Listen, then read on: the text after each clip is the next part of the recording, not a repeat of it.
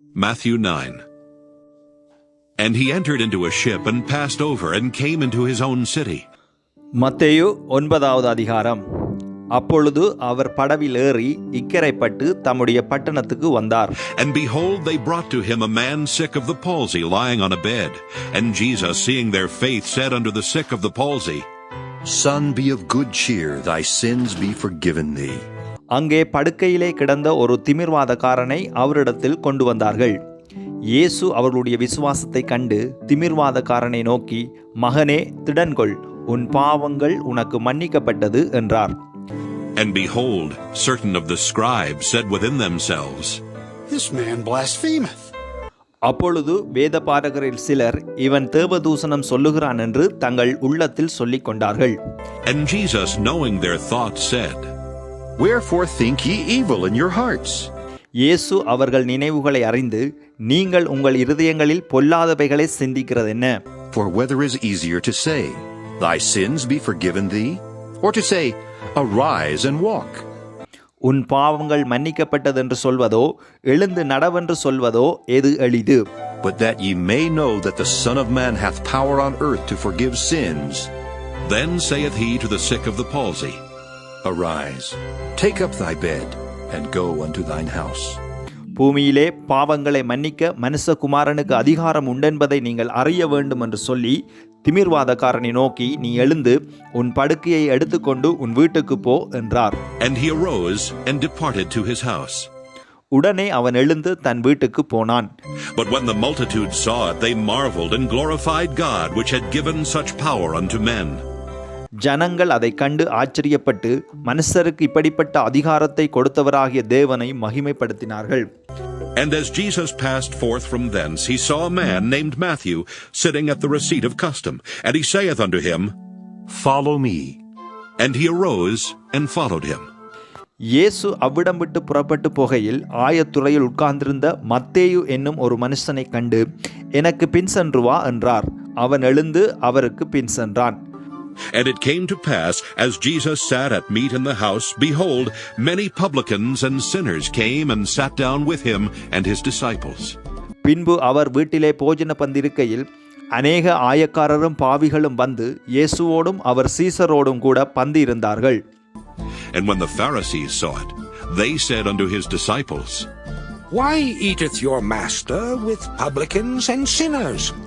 பரிசேயர் அதை கண்டு அவருடைய சீசர்களை நோக்கி, உங்கள் போதகர் ஆயக்காரரோடும் பாவிகளோடும் போஜனம் பண்ணுகிறதென்னவென்று கேட்டார்கள். But when Jesus heard that, he said unto them, They that be whole need not a physician, but they that are sick. இயேசு அதை கேட்டு, பிணியாளிகளுக்கு வைத்தியன் வேண்டியதே அல்லாமல் சுகமுள்ளவர்களுக்கு வேண்டியதில்லை. But go ye and learn what that meaneth. I will have mercy and not sacrifice, for I am not come to call the righteous, but sinners to repentance.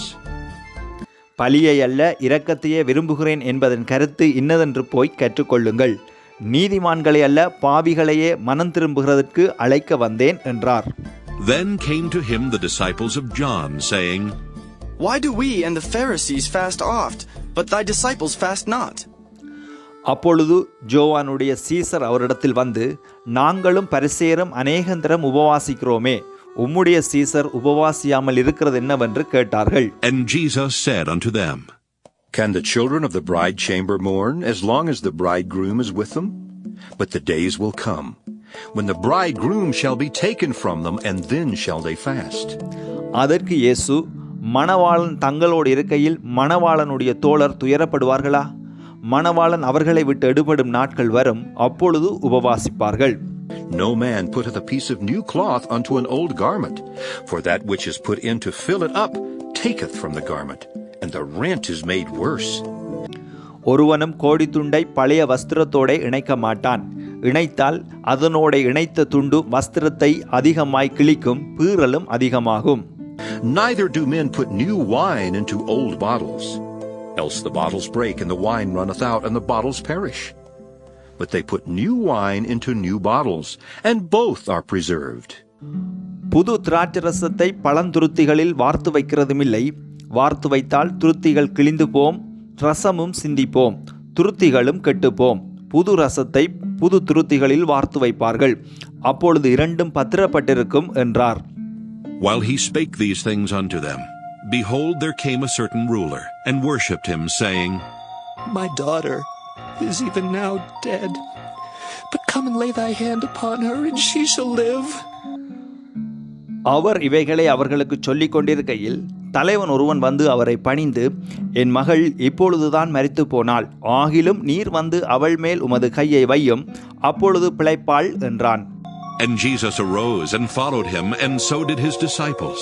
இயேசு எழுந்து தம்முடைய சீசரோடு கூட அவன் பின்னே போனார். And behold, a woman which was diseased with an issue of blood 12 years came behind him and touched the hem of his garment.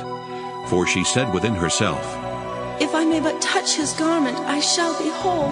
அப்பொழுது 12 வருஷமாய் பெரும்பாடுள்ள ஒரு ஸ்திரீ, நான் அவருடைய வஸ்திரத்தை ஆகிலும் தொட்டால் சொஸ்தமாவேன் என்று தன் உள்ளத்தில் எண்ணிக்கொண்டு அவர் பின்னாலே வந்து அவருடைய வஸ்திரத்தின் ஓரத்தை தொட்டாள்.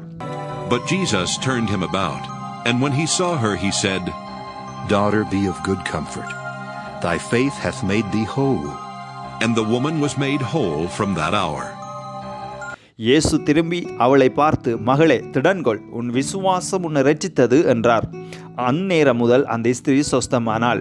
And when Jesus came into the ruler's house and saw the minstrels and the people making a noise, இயேசுவானவர் தலைவனுடைய வீட்டிலே வந்து தாரை ஊதுகிறவர்களையும் இறைகிற ஜனங்களையும் கண்டு, he said unto them, Give place, for the maid is not dead, but sleepeth.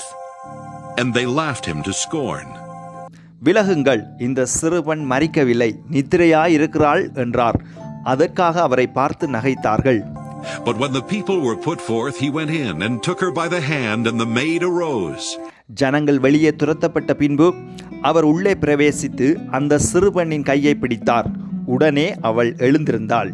And the fame hereof went abroad into all that land. இந்த சங்கதி அத்தேசமெங்கும் பிரசித்தமாயிற்று.